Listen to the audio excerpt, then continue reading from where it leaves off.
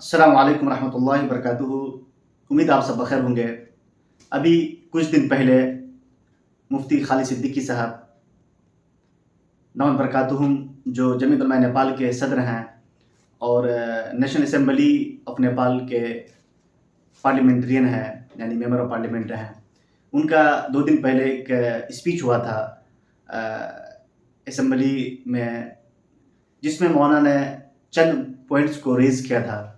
Specially मौलाना ने NOC का issue उठाया था, क्योंकि नेपाल से एक बड़ी तादाद बाहर जाती है पढ़ने के लिए, ख़ासतौर से मदरसा के जो तलबा हैं जो मदीना मुनव्वरा या गल्फ़ ममालिक जाते हैं हायर एजुकेशन हासिल करने के लिए, तो उनको एनओसी के ताल्लुक से बड़ी दुश्वारी का सामना करना पड़ता है। उन्हें डिफ़िकल्टीज़ होती है एनओसी के लिए, और उसमें कुछ अपनों ने भी बेवफाई की है, दूसरे ने भी दगा किया है। कि अभी मैंने इससे पहले भी एक वीडियो मैंने बनाया था कि अपने लोग भी अपने लोगों को धोखा देते हैं, झूठ भी बोलते हैं या फिर पैसे भी वसूलने की कोशिश करते हैं। मौलाना ने इस पॉइंट को रेज़ किया था। और दूसरा पॉइंट था कि नेपाल में अभी जो एक तथ्यांक यानी मरदमशुमारी हुई थी, तो मरदमशुमारी में इससे पहले की तरह भी इस साल भी जो सही जो एक डेटा होना चाहिए वो पेश नहीं किया है गवर्नमेंट ने। और ख़ास तौर से मुसलमानों की जो एक बड़ी तादाद जो मदरसा से जुड़े हुए हैं, वो मदरसा से मुंसलिक हैं, मदरसा ही से वो +2 किए हैं, ग्रेजुएशन किए हैं, मास्टर डिग्री की हैं, और बहुत सारे लोग PhD भी कर रहे हैं। तो उनकी डिग्री को जो नेपाली गवर्नमेंट है वो रिकग्नाइज़ नहीं कर रही है, या उनको वो जाहिली शुमार कर रहे हैं, पढ़ा लिखा शुमार नहीं कर रहे हैं। जबकि मदीना मुनव्वरा की में जो बहुत बड़ी यूनिवर्सिटीज़ हैं या फिर गल्फ़ वगैरह में, फिर जो दारुल उलमा है, ये जितने बड़े इदारे हैं वहाँ के फारिगीन हैं, लेकिन नेपाल में उनकी डिग्री को रिकग्नाइज़ गवर्नमेंट नहीं कर रही, जिसकी वजह से वो जो मरदमशुमारी में जो एजुकेटेड लोगों का जो शुमार होता है, जो एजुकेटेड लोग कितने मुसलमानों में, उनमें जो मदरसा के तलबा है वो बिल्कुल छट जाते हैं। उन्होंने इस बात को भी रेज़ किया कि गवर्नमेंट जो बहुत जो इन डिग्रीज़ को वो रिकग्नाइज़ करे और वो मान्यता दे। तीसरी बात जो मौलाना ने कही है, जो अहम और बुनियादी बात थी, कि मौलाना ने कहा कि नेपाल में मुसलमान सदियों से रह रहे हैं, और ऐसा नहीं कि मुसलमान कहीं से आ करके रिश्वत दे करके या घूस खिला करके नागरिकता बनाया हूँ, बल्कि मुसलमान शुरू ज़माने से है। तो मुसलमान इस मुल्क का असल नागरिक है, और इस मुल्क में मुसलमानों के जो बुनियादी हुकूक हैं वो उनको मिलने चाहिए। अध्यक्ष जी,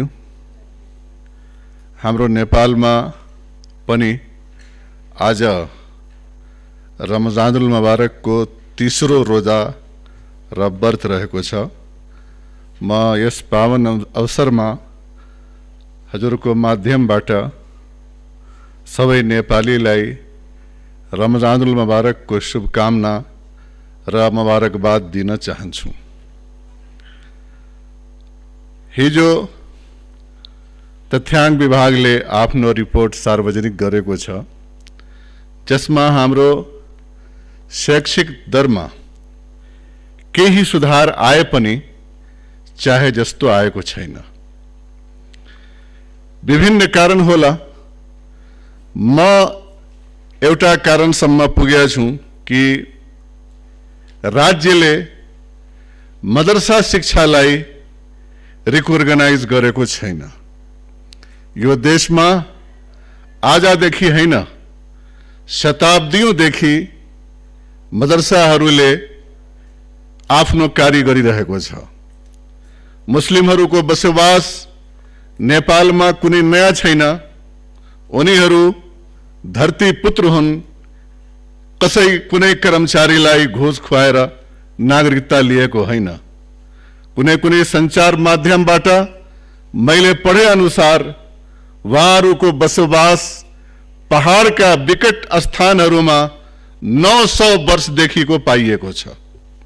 आज उनीहरूको आफ्नो संस्कृति, भाषा, धर्म आदि इत्यादि त्यस्तै देखिरहेको छ भन्ने त्यो श्रेय मदरसालाई पनि जान्छ र यहाँका विभिन्न समुदायका सौहार्द, माया र स्नेहलाई पनि जान्छ।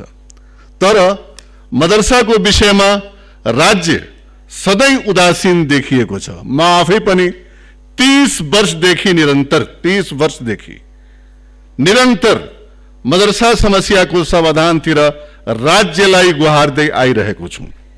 जुन पार्टीको सरकार भए पनि, जुन शिक्षा मन्त्री भए पनि मैले उहाँको ढोका खटखटाएको छु कि तपाईहरू एकातिर भन्नुहुन्छ कि मदरसालाई मूल प्रवाहमा, राज्यको मूल प्रवाहमा ल्याउनु पर्छ, तर हामी आउँदा, मदरसावाला आउँदा तपाईहरू कुरा सुन्नुहुन्न।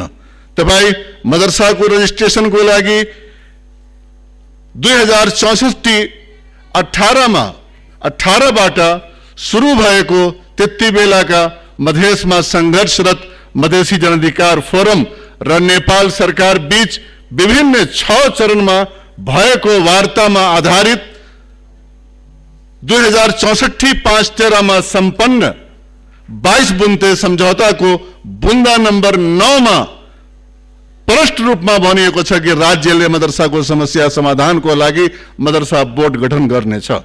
तर आजसम्म दशकौं बित्दा पनि मदरसा बोर्ड गठन भएको छैन।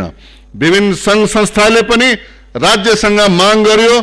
तपाईहरू नै भन्नुस्, सम्माननीय अध्यक्षजीको मार्फत म सरकार समक्ष प्रश्न गर्न चाहन्छु कि मदरसालाई मूल प्रवाहमा ल्याउने कि नल्याउने, मदरसाको सर्टिफिकेटलाई मान्यता दिने कि नदिने, मदरसालाई रिकग्नाइज गर्ने कि नगर्ने, मदरसामा पढेका बालबालिकाहरूको तथ्याङ्कसम्म राख्ने कि नराख्ने, मदरसाको पूर्वाधार विकास गर्ने कि नगर्ने, वहाँका शिक्षक, वहाँका छात्र छात्राहरूलाई अनुदान दिने कि नदिने, उहाँहरूलाई असल नेपालीको प्रत्याभूति गराउने कि नगराउने, यो प्रश्न राज्यको अगाडि छ। विडम्बना के छ भन्ने, राज्यले केही नगर्ने र आफ्नो जुगारमा मदरसाबाट पढेका केही विद्यार्थी यदि विदेश जान्छ भन्ने हाम्रो मन्त्रालयले एनओसी सम्म दिइरहेको छैन।